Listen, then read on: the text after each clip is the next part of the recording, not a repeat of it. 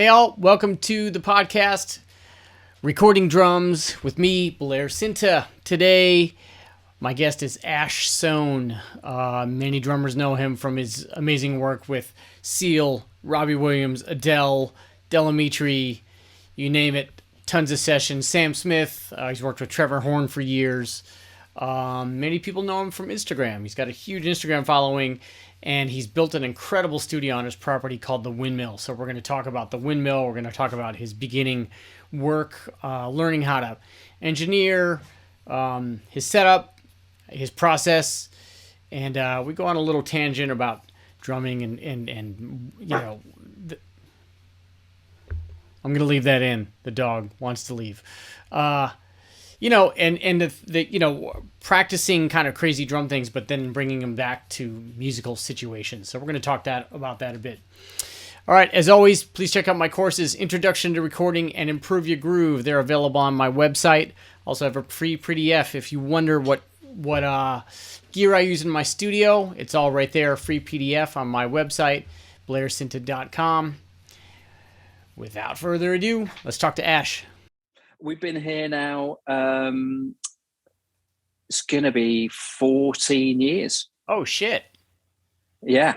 But I lived in London since I was 21, and then I met my wife on the road. And then when we started thinking about children, it was sort of like, is it going to be London or are we going to get out? You know, and my wife's family, they're in Norfolk. And I'd been to Norfolk a little bit. I'd not really spent a huge amount of time here. And then when I came up with my wife, I realized, you know, it's such a beautiful county, really. It's like we're about 30 minutes from the coast and there's surf and, you know, it's mad. It's beautiful, you know. Wow, man. So you've been making it work from there for a long time. Yeah, well, so next year it will be 10 years that the studio has existed. Yeah. Okay. Wow. Yeah. Yeah. That's amazing. And I'll be honest, when I left London, I didn't tell anybody I'd moved. You know, I just didn't say it. There's obviously a few close friends, but I just kept it quiet. Right. I was terrified that's it, you're out the scene. You know the story. Right. You know, I think about 3 or 4 years later, it's like, okay, actually, this isn't, you know, it's not all collapse around me. You know, it's going to be fine. Yeah. Yeah. And so did that, it's funny that was pretty early in like social media development, but were you thinking about that when you moved, or did that just kind of start to happen? Like the social media thing? Well, the social media thing with your recording, you know what I mean? Yeah. Well, I tell you what happened. You know what I mean? Yeah. So yeah I do.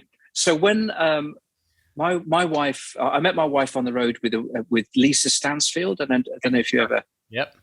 So I was touring with Lisa Stansfield, and my wife was part of the entourage, and the rest is history. But Martha then went on to do production for a few other bands, and she ended up tour managing Imogen Heap. Yep. Okay. For a little while, and Imogen became her friend and my friend, and Imogen came to our wedding, and Imogen at that time was the queen of Twitter. You know, that's all there was really, kind of social media wise. Okay. And she said to me and a couple of other musicians that were at our wedding, we just got, you know, the end of the day, and we were all hanging out and having just hanging and having a beer and things. The social media thing came up because she still is. I think she's got like, you know, a few million followers on Twitter, Imi. Okay.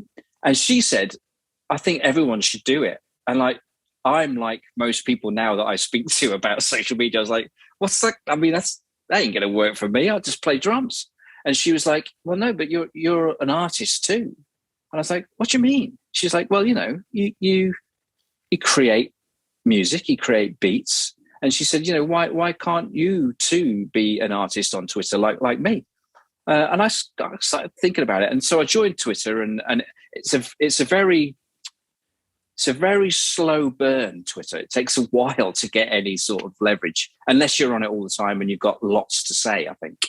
Sure. And then Instagram came along as I built the studio, and I used Instagram to start with, it was just like, personally for me, I just wanted to document my journey with the studio and with my development of my engineering skills. Like, it sounded dreadful when I started, you know? Yeah.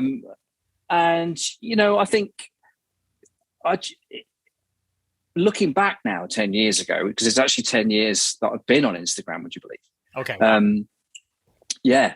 I think 10 years ago, I was quite possibly one of the first drummers to start sticking microphones on a drum kit. I'm not saying it sounded any good, because it certainly didn't, I think, when I started. But I was the first one to get away from iPhone GoPro mic. It was like, okay, there's something different happening here. Right. I think. I don't know. I just think that's my only explanation for why it's grown like it has. Sure. It seems like 10 years ago, to go the extra mile, actually record yourself and then sync with video. Yeah. It seems like YouTube, you might have been doing that 10 years ago, but that would have been pretty on it then. But for Instagram, that, you know. Yeah. It was I think it probably was quite a unique. Yeah. So I probably sounded, even though it did sound dreadful. I somehow don't believe, but I know what you're saying. Well, you know, I mean, compared to now, there's no question. Okay. I mean, I've still got it in my archive, my first post. We'll go look. We'll critique you. I might go back and have a listen. But even though it probably didn't sound great as far as now is concerned, you know, everybody's got fantastic engineering skills, it seems. Yeah. Back then, it probably did sound quite good, because people were just shooting with iPhones, and of course iPhones have got better.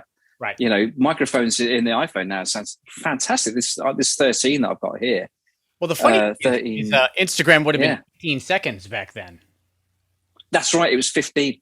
Yeah. And I also coincided, I think, with that whole VF, the Vic Firth 15 blowing up. Okay. And I think I was one of the go-to drummers that they kept on coming back to, because it's like, oh, he's churning some stuff out. Let's go to him. Okay. You know, and I think all of that, you know, I think that probably all helped with the growth of my Instagram, really. Okay.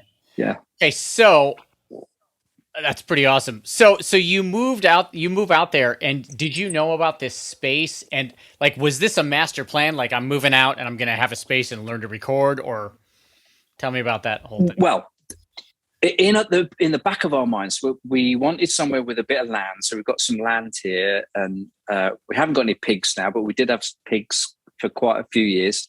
And there's some old barns attached to the house. And we knew we wanted like outbuildings or something that could potentially be first storage for all my crap, like we all gather over 40 years of playing. Yep.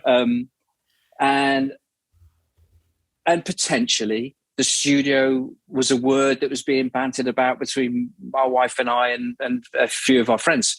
And we started thinking about seriously turning the barns into a studio space. And it came back, we'd been here not very long, we'd been here about a year.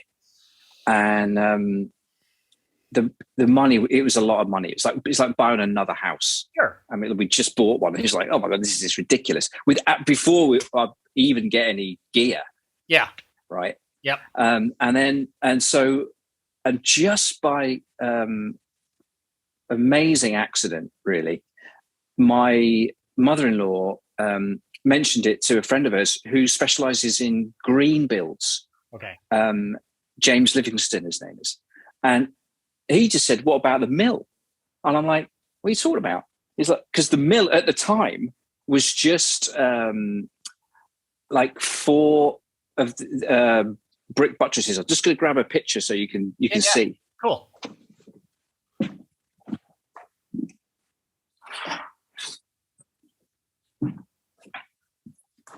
So that's what it was. Oh, amazing. Wow. Right. So we're in here, right? Yep. Okay. But there's that massive wooden structure, like the enormous thing on the top there. Yep. it needed to be supported. So all that was left were these four enormous pillars that supported that huge wooden structure above the mill. Okay. And then a bit of a footing. So it was it looked like Stonehenge at night. You look across and it's like these sort of, it's kind of weird.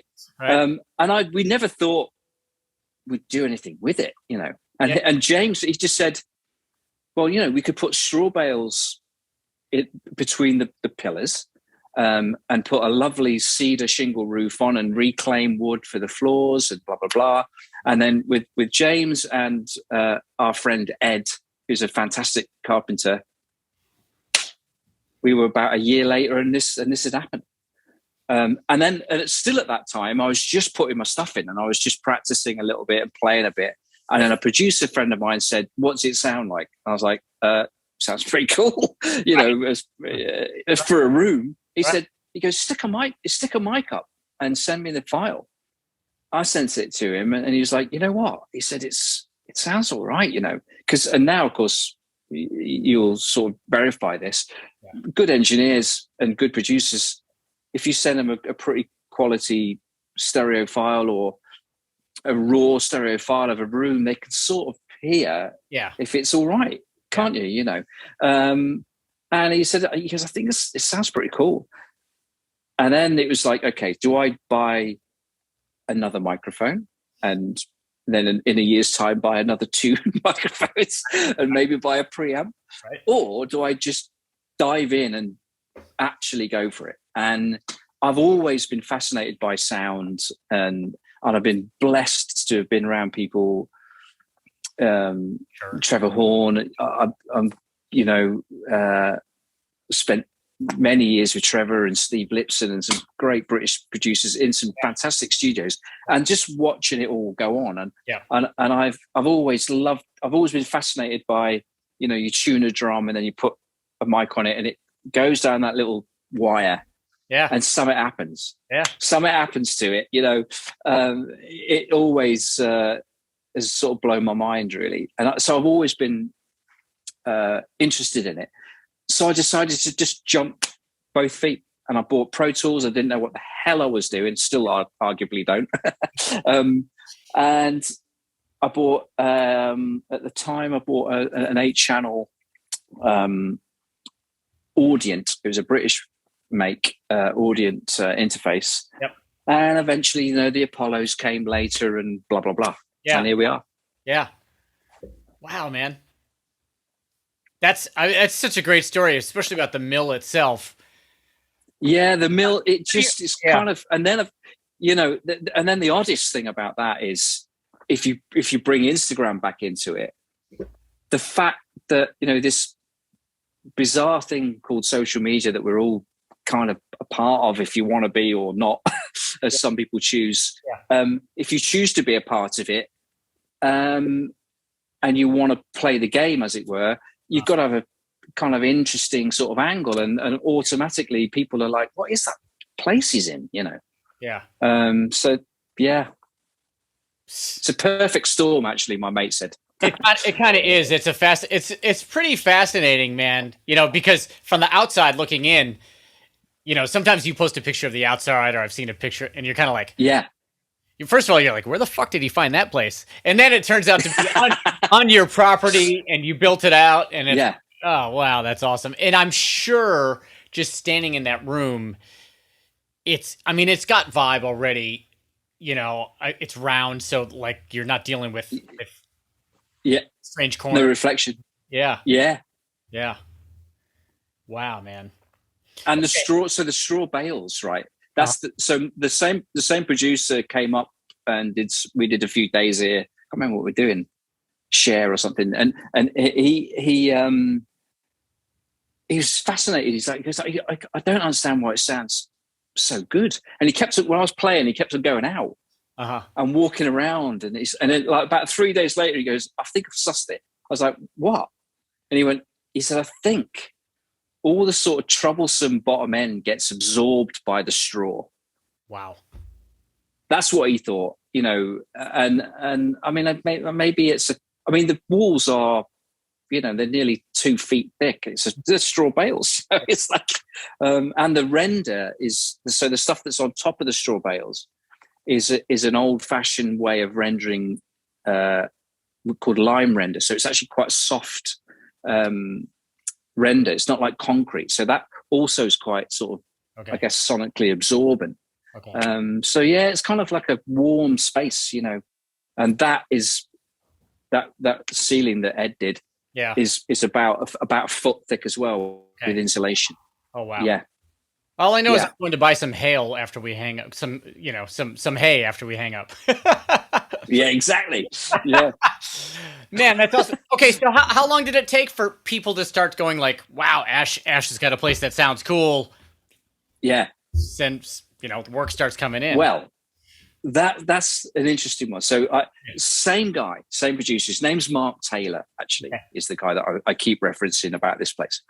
And I've worked with him with Cher and James Morrison, and Enrique Iglesias and people like that. I remember calling him and going, so Trevor knew I'd built a studio. So did Steve Lipson. So did a bunch of Fraser T. Smith. A few of the London-based producers knew that I was building somewhere. But telling Trevor Horn that you've got a studio, it's just going to make him go, right. And yeah, exactly, right. It's sort of slightly embarrassing. And then to actually convince the guy, right, that you can mic your drum kit up and send in files that are going to be usable. Yep. That's a mountain. That. Yep. So I said to Mark, how am I going to convince people that I could do it? And he goes, it's the same as everything, Ash. He goes, you've just got to have a hit. Yeah. And amazing, and amazingly, Fraser T. Smith, I think, was one of the first sort of name kind of producers to use me. And I did something for him, and it was a hit in Ireland. Okay. And so there, the ball started to gently start moving. I could say to people, oh, that da-da-da song? There's a guy called Gavin James, actually. Can't remember the name of the song. Okay. And it was like I think it might have been number one in Ireland. Okay. And then, of course, you can say to people, oh, no, we did that. Yeah. I've done that. I say we, I mean me and this little room that I'm in. Yep. And then slowly but surely it started to build, that particular tune was you by yourself engineering, doing it all. Yes. Okay. That's it. Yeah. Yeah. Yeah. And I sent Fraser the files. I think actually back then I probably sent raw files. Now I end up sending quite a lot of either a mix, right, processed and raw. Yeah, man, that's an awesome point too. Is that, as with most drummers early on, you're afraid to EQ too much, afraid to compress too much. Yeah. You're like, holy shit, I'm getting it on tape. I'm playing well. It sounds fine. My drums sound good. I'm not touching it. I'm just sending it off. But the fact that it's kind of a great point because, a lot of guys I talk to, a lot of people, not guys, men and women, whatever. Yeah. Some are still at the point where they're not too sure, or they're like, well, I might do both just in case, but the fact that you made a hit song, you weren't EQing, you were just making the drums sound good. Yeah. Placing the mics in the right places, Well, Phase was the one. And, is still the sort of... Always. Yeah. It's still the untalked about sort of nightmare for drummers. Yes. And I remember people saying, oh, that's out of Phase. I'm like, what are you talking about? Like, it's, really great engineers. They'll walk into a room and go, those speakers are out of Phase. Like, how do you? I still don't know that. I still can't hear that. But some really great people can actually tell. And that whole journey of Phase has been interesting. And I remember saying to some of the lads that worked at Soan, which is Trevor's studio, and I'd say to what's this was years ago before I even thought about getting a studio. I remember saying, well, what's the worst thing about a drum session? And they were like, well, setting it all up, taking an hour to get a sound, doing the session, which might be another hour maybe, and then taking it all down again and doing it again the next time. It's like, oh my!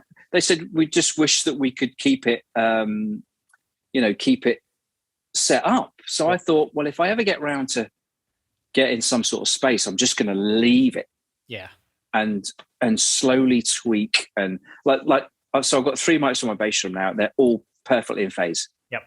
And they ain't moving. There's a little bit of tape where the stands go, and it's like I'm looking at the waveforms, and it's like I haven't even done anything, so it's so good, But it's taken a while, to get to that thing. So I do understand what those lads were saying to me. It's a ball ache to mic a drum kit up. There's so much, and to get it right each time. You're not really changing kick drums much, then. You're kind of like no. Well, I've got 2. That's the thing. That's the sort of gag that I've got here. I've got the 2 sounds that I've got going on. I've got that sort of. I've seen that. Yeah. Okay. Yeah. So I've got the 20-inch, which is open. Yeah. And I can make it sound like a sort of jazz bass drum if I keep it natural, or if I process it heavily, I can make it sound like an 808, and then everything in between. But the main kick, just a normal 22 by 14. Okay. It's the same deal. I can make it sound sort of traditional, or I can make it sound a bit, And I've got the 3 mic selection I like, because I can make it sound, with the faders, you put the FET up a bit more, or wherever they sit, you can make it sound so fantastically different, So with that main 22, will you mess with dampening and tuning, or it's just kind of? No, I don't really. Okay. Yeah. The dampening is as it is, and it's as a bass drum, it sounds cool in the room, and it sounds, it feels nice to play. And I've kind of left it, really. Sometimes I'll tune it up a little bit, but often it's like it sort of sits for months on end in one place. That's awesome. That's awesome. I love it. I mean, one of the things I was curious about is, you, especially like at least through Instagram, like the sounds are very stylized, right? Like you're really doing like your thing with that. How much of that is changing? Is that mainly mixing? Like when you have to do like a pop track or something outside of that can't be that curated. Is that back end mostly? You know what I mean? Yes, exactly. Okay. Yeah. I'm messing with everything continually. Right. As far as plugins are concerned, and I know, there's a big. I know your thing is the source sound has to be good, or you're going to be chasing your tail forever. Shit. Yeah. Yeah. So I've got a handful of sounds that I draw from, and then all the variables, like I say, with microphone, whichever choice of mics. So I've got 3 crunch mics. I've got a ball and biscuit hanging up. In fact, you can see it. It's so funny. It's so funny, man. I've never heard of that mic until last week, and I talked to, oddly enough, Ashwin Sood. And he told me about that mic. Well, there it is. So I've got one there, and I've got another crunch mic, and I've got the telephone thing. So I've got 3 levels of kind of distortion going on. And you can turn all those. Is the second mic the DR30? Well, I used to have, so the crunch one, I used to use a Shure 55. Okay. For ages. Okay. And now I've just put up actually an Aston Spirit is in that position. Okay. So essentially when there's nothing on it, it's just a mono room, which people can do with what they want on it, Okay. And it's in that sort of classic position, just above the bass drum, aimed at the middle of the kit, blah blah blah, and then the telephone mic sounds like it sounds. Yeah. And I've just got one of those new Solomon Foam Freaks, which is a smaller version, but it's the same thing. Yeah, it's that sort of sound, and you can't get away from it. But if you put the devil lock on that and crank it, but have it on incredibly low, there's a beautiful sort of undercurrent with the sound. I really like the devil. So lock. I'm devil lock. Yeah, is favorite. It's like crazy. Yeah. It's mega, isn't it? Yeah. Yeah. I mean, yeah. And I still feel I don't know what the hell I'm doing really. And with Pro Tools in particular, every day there's something like, okay, there's that. Okay, that's interesting. Mm-hmm. And it's been 10 years and I'm still finding stuff. Yeah, on my own on this weird journey. Mm-hmm. I feel like every time I walk into a room with a real Pro Tools engineer, they do something slightly different. Yeah. Same same result, and you're like, oh, you can do it like that too. Okay. Yeah. But that person is faster like that, and just some of the lads. So some of the great engineers that work with Trevor Horn, because Trevor sort of famously. I think Trevor's he's a fantastic arranger, is what he is. Mm. And I'd never, ever seen him touch the rig, ever. He's just always behind the speakers, proper desk and all that. But obviously there's a guy on Pro Tools. And I'd see these lads doing shortcuts, like just edits like that. I'm like, what? Wow.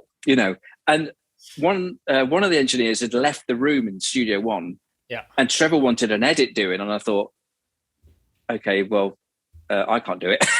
I don't know. And then he just leant over and he did one of those sort of ninja 3-finger edits, and I'm like, okay, so Trevor does definitely know what he's. Right. But I'm always envious of those lads where they just go. Bah, bah, bah, bah. It's like, oh, wow, that would have taken me 20 minutes. That right. Have you had many of your engineer friends out over the 10 years and just learned shit from them in the room? And well, I've had so Mark came up, Mark Taylor. I had Steve Lipson's been here. We did the Lion King when that a few years back, with that 2019 he came up. Okay. And the frustrating thing about Steve, Annie Lennox, I mean, fantastic producer. Yeah. And of course, engineered the latest Bond film for Hans Zimmer, Man of Steel for Zimmer. It's fantastic. I said, right, like a kid, what can I change? Right. And he just went, nothing. It sounds great. Oh no, I don't want that. I want you to tell me that yeah. And he's been happy. And in fact with Steve and Hans, I did Boss Baby 2, about six months ago. And again, he was really happy. He sent me the Pro Tools sessions, and I opened them up, and the demo drums are there, and he just let me get on with it. And he was happy with a mixture of the raw and my process stuff. Yeah. It's amazing, way of working. Weirdly, I mean, even Hans has had to, use musicians in a remote city. So, and Steve was telling me that he had to do a whole orchestra. So there'd be like an oboist in a bathroom. Yep. Yep. And and everybody's sending their files. It's like the whole orchestra sending their files remotely. And Steve had to somehow get it all together and make it sound like a soundtrack. Like, wow. I was talking to this cat MB Gordy recently, and he was talking about that exact thing during the pandemic. And the issue especially with the orchestra, is the intonation. They're not tuning off each other. You know what I mean? They're not right. That's an interesting angle. Yeah, like the oboe player, and string player are not sitting there, correcting themselves according to what they're hearing in the room, which is wow. Well, that's interesting. I will talk to him about that, and if that was a problem. But I guess Melodyne works on oboes as well. Well, I mean, exactly. But then again, they're having to do that because the musicianship is isolated, like literally isolated, right? Like, yeah. I mean, I can't imagine what it must be like when you're part of a 60, 80 strong orchestra, and then you're just on your own in your bathroom. It's like it's so bizarre. Yeah. Like in a weird way, we're used to this now, but like we are sort of used to being alone. Other people are like, if I'm not in a section, it doesn't make much sense. Yeah. I don't know about you, but I So for me, the obvious things that people talk about with remote recording, the downsides are the communication is compromised. You basically can't communicate like you would do if you're in a proper studio, and the information takes longer, It's slower, whatever, text, whatever. But for me, the upsides are there's no time constraints on me. So there's no pressure to get this. There's nobody looking at the watch, breathing down my neck. I can take my time. And if I feel like, okay, I just need to take a bit of time out, you can't do that on a session. Right. But I can here. I can just go and make a cup of tea and go outside and whatever, chase the dog around the field and then come back and have a fresh kind of approach. So I really enjoy that sort of, and I'm on my own. I'm always on my own. There's no one ever comes in here. My kids barely come in here. I think my wife's been in here about 6 times. It's like, right. It's weird. It's like a proper man cave. Right. So I'm in here on my own mainly. In fact, I've got a session with Lee after we finish. There's a guy coming over, a bass player. So I'm gonna have another musician in here. Cool. To do a little thing. So yeah, I kind of enjoy the sort of solitude of it in a weird way, I have like 3 follow-up questions for that. First, do you do audio movers at all? Have you gone down that road? Well, people have asked me to do that a few times, and I've tried Source Connect. Yeah. And we should give Source Connect another go. We've tried the whole Zoom thing and audio movers. And one of the sessions I did last year, we wasted about an hour and a half just trying to get it to actually work. Oh my God. I was just like, well, this is just, it's insane. What are we doing? Yeah. Just let me get on with the session and I'll send you an MP3. Yep. So are you usually, it obviously depends on the project, like whether it's a pop thing, movie thing, where presumably a film thing is going to be cleaner sounds, just a little more straight ahead. It's really about nailing the cue, right? Yeah. And then a pop thing could be more the processing mix, right? Yeah. Tell me about how you kind of approach getting approval from those 2 different kind of types of sessions. You mean as like, hey, where do I start with them? You mean I guess maybe middle process, your sounds are there, presumably they're appropriate for the piece of music that you're doing, whether it's a film thing or okay, but let's say you're processing something for, let's just go with the pop thing. Let's say you're doing some processing. Are you sending MP3s off and waiting? That's right. So I'll send my mix, and I'll make them very aware. Mm-hmm. This is my mix, by the way, guys. And it's, so that's pretty open. It's my taste. You might go, actually, it's a little bit too whatever. And with most sort of proper pop sessions, I will send them raw and my process files. Okay. Multiple. Yeah, I'll give them 2 folders worth of stuff. Okay. Yep. Yeah. And then they can mix and match, actually. I've found a lot of people quite like my bass drum, but then they might leave the overheads untouched or the room mics natural. It's and with the movies, like with Steve. In fact, I think with Steve on Boss Baby 2, I think I worked in his Pro Tools session. Yep. And I use all UAD. Okay. He's got them all. Yep. So when he opened the session, it's there anyway. Okay. And I think he quite liked it because he could see what I was doing, and then adjust it accordingly. Okay. But that's unusual. Like, I don't make a habit of sending people my I don't want to send them my sort of black book, as it were. I mean, that's kind of the Rolls Royce, though. If you can literally send all your plugins and then someone has your mix, but then can tweak it there, leave it or take it or leave it. Yeah. That's it. And I think that really worked great with Steve, and I trust him. I've known him forever. Yeah. as long as I've known Trevor. But yeah, I think most people,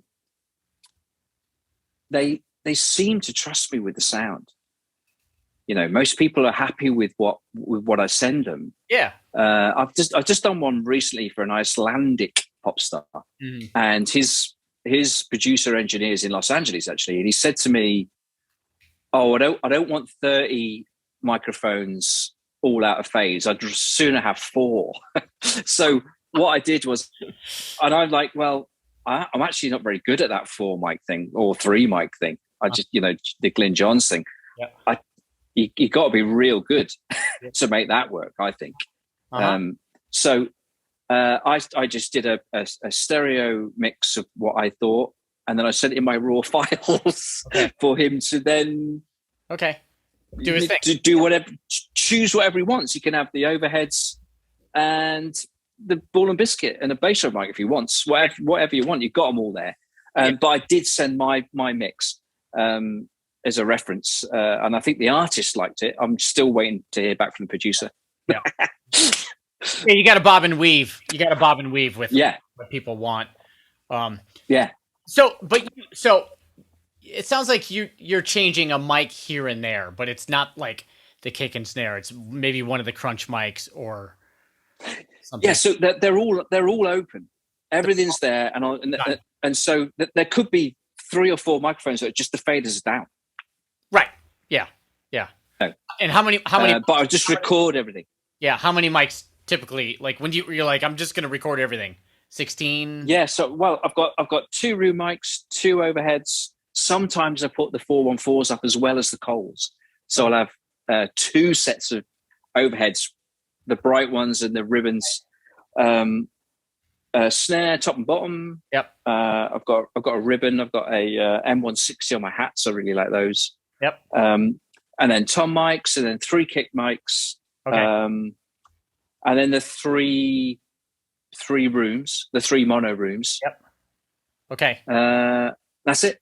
Okay. I mean, that's a lot. I guess it's a lot. Is that around 18 somewhere or something? Yeah. Yeah. Okay. Yeah. It's between sort of 12 and, I guess if I give everybody the whole full works, I think it is about 20 mics. Okay. Wow. Cool. Including the other bass drum, because sometimes I might mix and match and start playing that bass drum. If the musically it, right. Right. So, and that other bass drum has 3 mics on it. No, all that's got on it is a sub kick. Oh, that's all. Yeah. And the attack will come from the room overheads or whatever. The attack either comes from the overheads or it's quite nice without it. I quite like the fact that it. Yeah. It just goes 18. Oh, it's a 20. You said it's a 20. Yeah. And it sounds like this in the room. Sounds like Zoom over here, but yeah, I got you. Yeah. Man, that's. It's so awesome to me how everybody does this, like just. Well, I mean, thing. I like you. I'm sure no one told me what to do. No one showed me how to do it, and still, I mean, like I say, I'm absolutely blessed with being able to ask some fantastic engineers when I'm stuck. Yeah. What would you do? What's going on? Right. Especially in the early days of Pro Tools. I mean, I was like, I've no clue.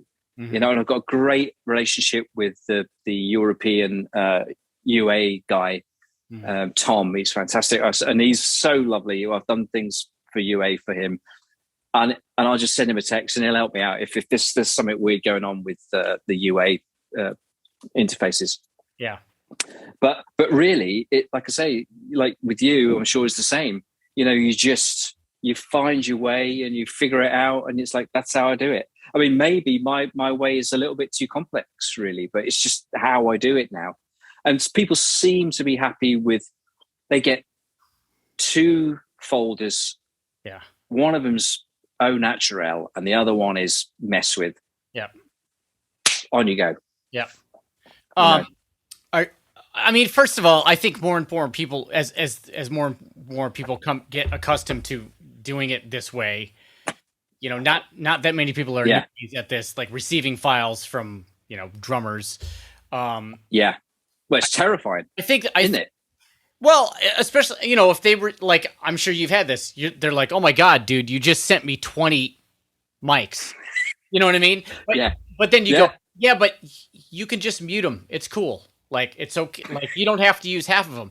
I think people understand that more now. Whereas I think even like years ago, you know, you still get a frantic call of like, can you tell me what to do with this? You're like, okay, yeah, it's all good. You don't want the overheads? Just turn them off. You know? Yeah, exactly. Well, and I'm sure, and I'm sure you've had this. There's without question, some people have used a stereo WAV of mine. There's no question about that. Mm-hmm. They've just gone, it sounds cool. Yeah. And like, all right. I mean, that's actually the ultimate compliment. Fits in the mix just right. Yeah. Yeah. Yeah. I've definitely had that more than once. And I don't think it's laziness. I just think they're like, well, I've tried to get where you're at and I just can't do it. You know, it's and that's not to say that my engineering skills are any better than theirs. It's just even if I sent you my files, my process files, you know, it would take a little while to get, wouldn't it? You know, to get where I'm at with it, because I do it every day in here, and I understand the drums and I know the balance and what that microphone does. So that crunch mic that's above the kit, if that was at 0, people would be like, "What the hell? The speakers are broken." You know, they'd think that the whole system's gone down until they turn it down to like absolutely hardly anything, and then they go, "Oh, there's that lovely sort of crunchy sort of undercurrent on the whole kit. It's cool." Yeah, but. You know, What are you doing with the stuff that you're making? Like, I saw you put out like an EP this year. Well, I did that. Love it, man. I mainly did. Oh, thanks. I mainly did that because I amazingly got asked to do Seth Meyers. Okay, yeah. And they said to me, "Have you got a product?" I'm like, no. And well, actually, you know what? I have got some things I've been working on, and if I extend them and maybe get a couple of guests, I might be able to sort of push an EP out the door. And that's precisely what I did. Okay. And Ariel Posen joined me, and Stuart, in the height of the lockdowns last year, I did this. I've been messing around with this sort of 5 pattern, which I'm still continuing to mess around with. And at the embryonic stages of that, it did sound quite weird the way I was playing it. And Stuart sort of liked it. And I sent him the drums, and he basically put this really bonkers track on it. You know, we played bass and guitar and keyboards and everything. And I asked him, I said, can I put this thing out on my EP? He's like, sure. You know, right. 50% writing later, but all good. Right. And Osnoy, I you know, again, the social media craziness that we're in, especially at that time, that's how the only way people could sort of play was like that, you know. Right. And Oz played some really cool stuff on one of my things, and I just wanted to basically have something that Seth could hold up, and I kind of shoved it out the door in a way. But I'm sort of quite proud of it, because it's like what I quite like about the whole. I'm doing another EP now. What I quite like talking to musicians that are quite prolific with their recordings. That's the first thing I've ever done. And what I like is the fact that it's like a little snapshot in time of where you were sonically. Mm-hmm. And you can look back and go, oh God, yeah, I wouldn't do that with a bass drum now, or I wouldn't, you know. Oh God, listen, that's so naive what I was doing with it, or whatever, you know.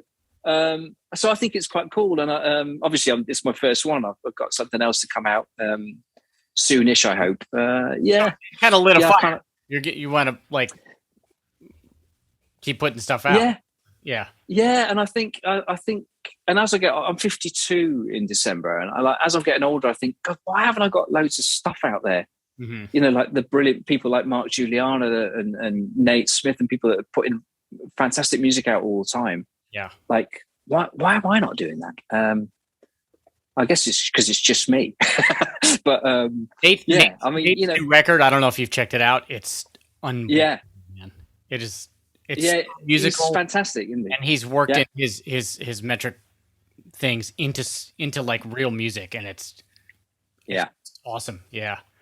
Yeah. Yeah. I know he's proper. I love him. Yeah. It's funny because like, with the kind of Instagram thing, it's like, I find that like sometimes I create these little cool things and I'm like, oh, this is cool. And you go down the rabbit hole for like an hour or two and it's really fun. And then you put it up and like sometimes I literally throw those sessions away. It's like, oh, shit's just taking up my space. But at the same time, if I just spent another day or two, like just focused. That's right. That's music. You know what I mean? Like, that's precisely what I did. So I went back to a couple of Instagram posts and just was like, okay, how can I focus a bit more on this? How can I make this a little longer? Can I get to another section somehow? That's all I did really with it.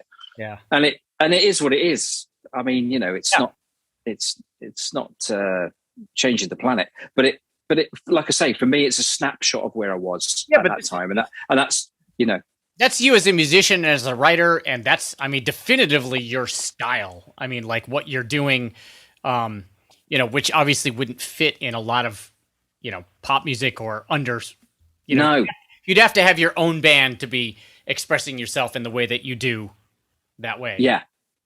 Right. And so that's something that we should talk about with the whole Instagram thing and my sort of experimentation here. Yeah. So obviously when I'm playing for British pop stars, I'm not playing like that ever. Yeah. And also the sounds are never like that, really. Adele's not down with you laying five. She's not down with, I can't imagine she's down with fives. I just can't imagine that happening. But, and so, and I'm very sort of, I try to be very open with people. Like, this is what you're seeing is me just like, I'm just having fun and experimenting right in front of your eyes. Mm-hmm. I'm learning about all this stuff. And this whole 5 tip that I'm on, I mean, I've always been fascinated with the wonky Dilla hip hop things. Mm-hmm. And that, a straight foot and a swung hi-hat and a whatever. It's always fascinated me and I love it. And of course, we'll probably never, ever have to get round to using it on an actual session. But the thing for me is what often happens, and I've seen it happen, is that sort of quintuplet groove thing will be watered down and some pop star somewhere will go, I like that thing where it still feels a bit weird. Mm-hmm. And you mean like this? Oh yeah, like that. Yeah. And then all of a sudden, all of the stuff that you've been experimenting with comes into play on a Dua Lipa record or something, So that's another reason why I'm doing it, is because I just think that it's contemporary and we all should be trying to expand musically, Yeah.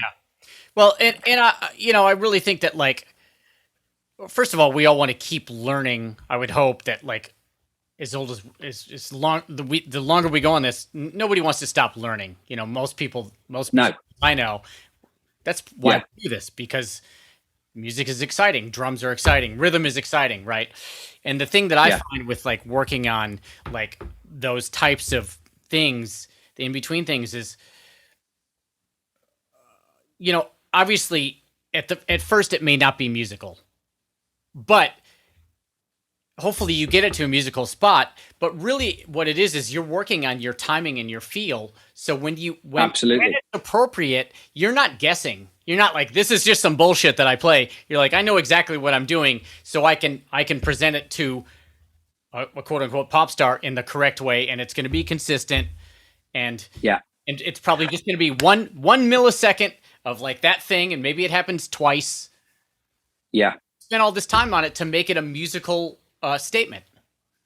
Yeah. Well, interesting what you're saying about consistency. So that's the one thing that fascinates me. It's all very well playing a sort of wonky groove when you're in a club for like 4 bars and everyone goes, woo! Or a sound check, right? What's he doing? Sound check. Yeah, or whatever. Yeah. It's like that's all fair enough, and I get it. Now, so for our world, when a producer says, oh no, I need that, I want you to play that type of thing for like 8 bars to a click. Mm-hmm. Okay, so well, the thing that I'm doing when I'm down the club, I can't really play it to a click because I'm sort of bending around so much. Well, now you've got to. So you've got to sort of actually, you've got to dissect it and figure out, well, what are the components that make it feel like that? And that's what I mean. That's what the journey I've been on is, like, what's making this thing feel like that? Yeah. And the 5 things, I'm sure I'm about 10 years behind everybody else, but 5's no question. It is in there with that whole. It's not obviously not a 6-field triplet groove. It's not a shuffly thing, although it sort of is, and it certainly ain't straight. Yep. So I've actually have pinned it down to where the notes sit, and I feel quite good about it. The way it's kind of sounds weird, and I like it, and I can consistently play it, time after time with a click, and I'm really enjoying the journey with it. You know? And it's just, it takes time to come out as music, and you have to absolutely. And that's just the fine line between the microcosm of the 1 minute people see on social media of like, oh, there's Ash, he's really good at that crazy wonky shit, but in reality, when you look at your discography, it's like, there's not a 5 anywhere near it. Yeah. Actually, there might have been on Rick Wakeman, but that's a completely different 5. Sure. But Robbie Williams is not, 5ing at all. No. Yeah. No, he will not be doing that. Yeah. Right on. Exactly. Yeah. But personal growth, like you say, everybody feels that I think every real musician just wants to feel that I hope they do, feel like that they're trying something new. I think we have to, to move on. I mean, there's the mentality of,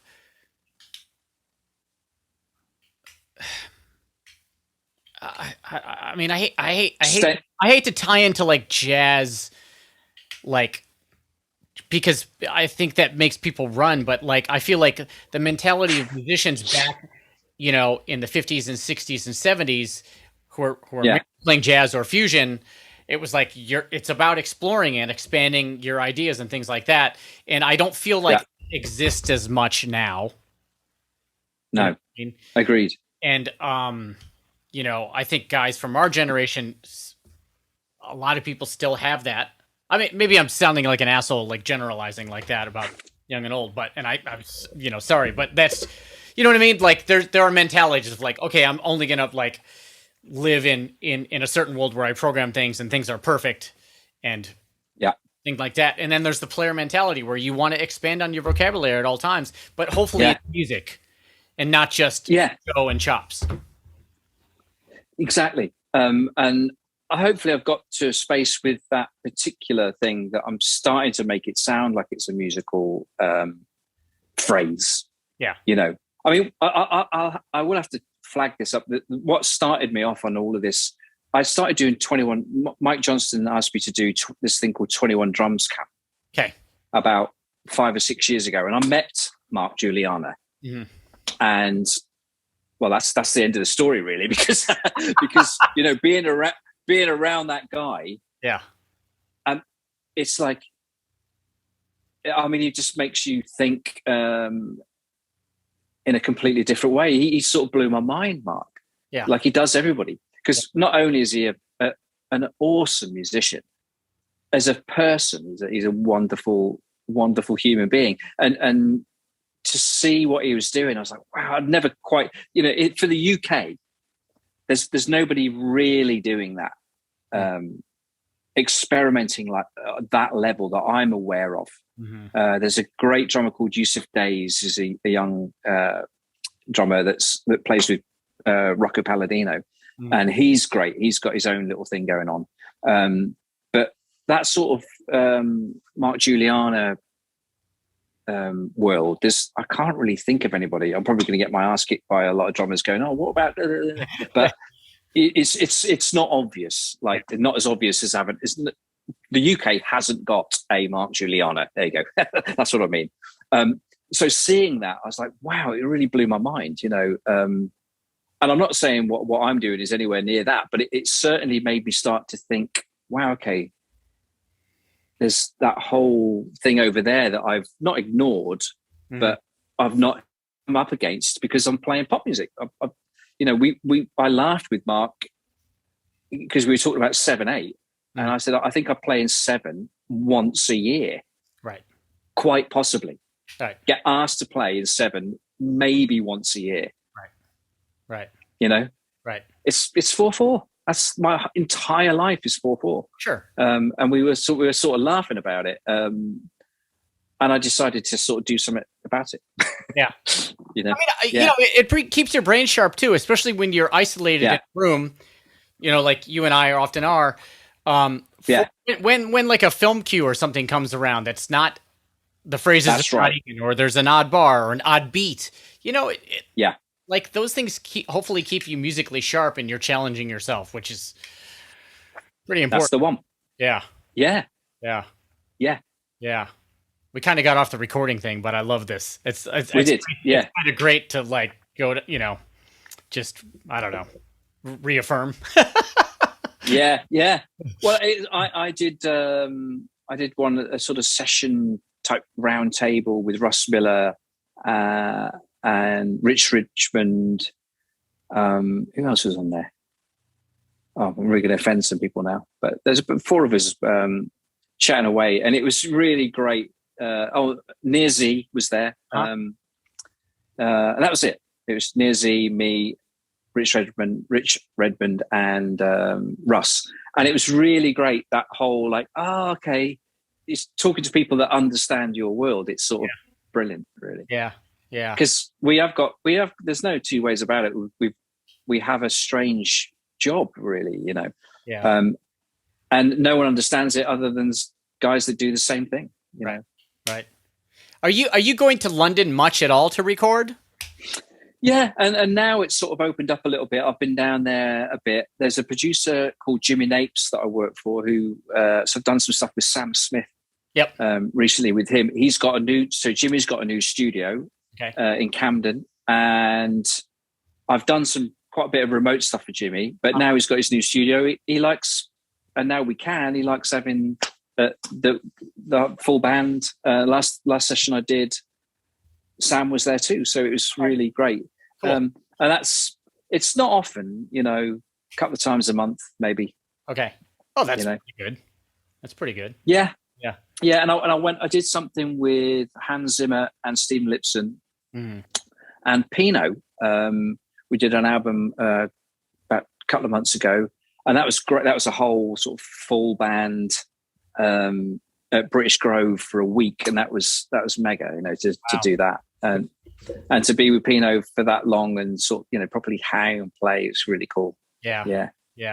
It makes you realize they don't happen, those sessions, very often. I know, right? When you get into play with people, especially someone like Pino, you're like, oh, yeah.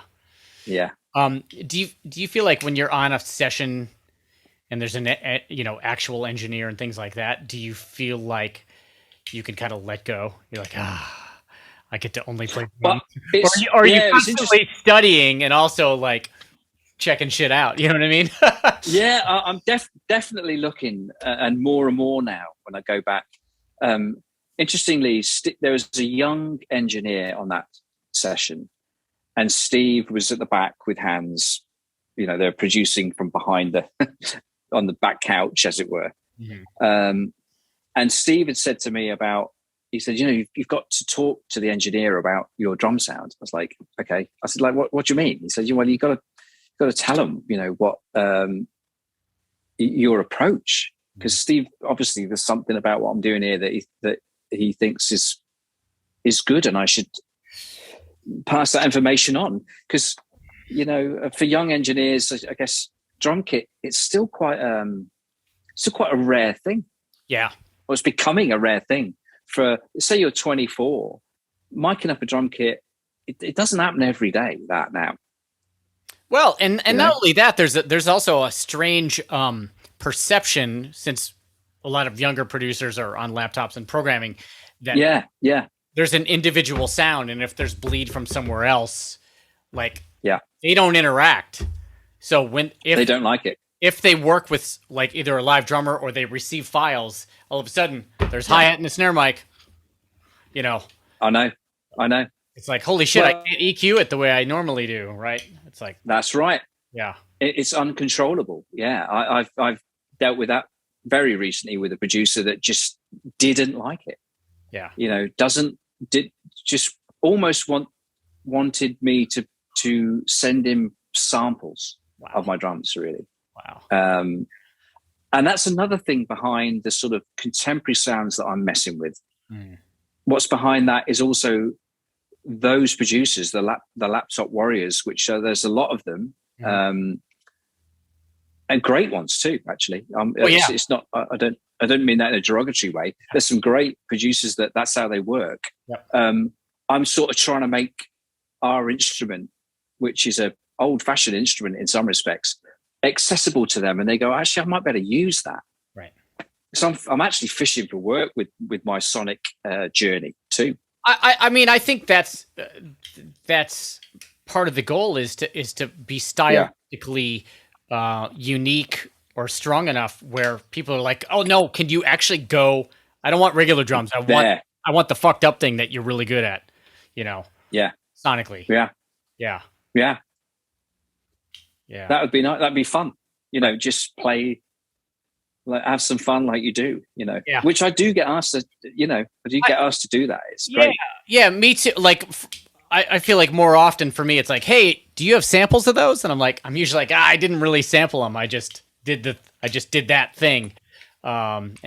Samples. But I'm like, no, the whole point is that, like, it's not about the sample.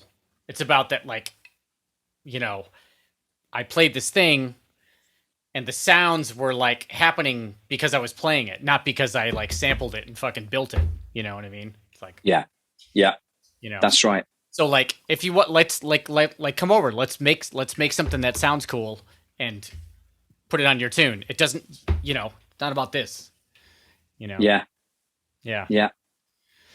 I did do a sample pack for Tune Track. Okay. Of all of those noises that I've been messing with, and I believe people quite like it. You know, and then I had the sort of pang of like, oh god, you know, people are not gonna, they're just gonna use that. But of course, I don't think that's probably the case. I think, you know, I might end up, because of the power of a company that big, I might end up on the lap of a producer that's never heard of me and go, who's this guy? Right. So I thought it was a positive thing. And it was quite nice to sort of, again, document the sounds at that time. I did it in lockdown last year. And did you chop everything and do it was like the longest sessions of my life. It's oh my word. Yeah. I don't know if you've ever done one, but it's like for a hi-hats, 2.5 hours on a hi-hat. Yeah. About 2 hours on a ride. Yeah. Because, you know, if you whack a ride at full velocity, oh yeah, still going. Yeah. And it's still going. Yeah. And I've got to do 30 of that at that velocity. Yeah. Hours go by, you know. So it's quite a tedious thing. The fun bit was getting the sounds. Yeah. Then I'd arrive at a kit and go, okay, that's cool. I'm happy with that way that kit sounds. Okay, now you got to sample it. That's when you bring a big bottle of wine out and you go, okay. On a straw. Yeah. Yeah, it's funny because I think I'm this close to doing one. Like, I'm finally going to do one. I've done the loop thing with Loop Loft, but like an actual sample pack. I'm trying to figure out the way I kind of want to do it and where I would want to put it, you know, but. Yeah. I mean, it's a funny old thing, isn't it? Because they're the people that are going to call you for live drums and the people that are going to call you for, like, that just want the sounds. And they're kind of separate worlds anyway. You know what I mean? So. Yeah. Agreed. Yeah. Agreed. Yeah. Yeah. I'm glad I did it, like I say, because it's sort of, firstly, it was quite lucrative, if I'm honest. And secondly, it was lucrative at a time where it was a funny old time, right. You know, so I jumped at it. And then there it exists. It now exists. It was that time. Yep. And those sounds, again, are sort of time stamped for me. It's like, wow, that's what I was doing with the bass drum at that time, or the snare. And yeah, it's kind of cool. And I did one before with them, a one called UK Pop with Mark Taylor, funnily enough, at Rack Studios. Okay. And that was a much more sort of traditional, sort of British, Mumford and Sons, Adele, Robbie, those type of sounds. Much more sort of British pop music. It's called UK Pop, and that was a great success. And then this one, which I think they've called it Pocket something. I think Pocket Sounds or something like that. Okay. Yeah. Not just Ash Soan's badass sounds. No. Okay. That would have been nice. Man, well, thank you for your time, man. It was nice to chat. Pleasure. Yeah. Appreciate it. Wonderful to great. Your space, man. And thank you, mate. Well, one of these days when this nonsense is all over, if you ever get over to England, and vice versa. Where are you? So you're in the West Coast, right? Yeah, and I'm in LA. Yeah. Yep. So if you're I might be seeing you. Yeah, exactly. Yeah. Hit me up. Come hang. Yeah. Great. Yeah. All right, Blair. Well, thank you so much for asking me, man. I'm honored. Of course, Ash. Thanks, man. Appreciate it, dude.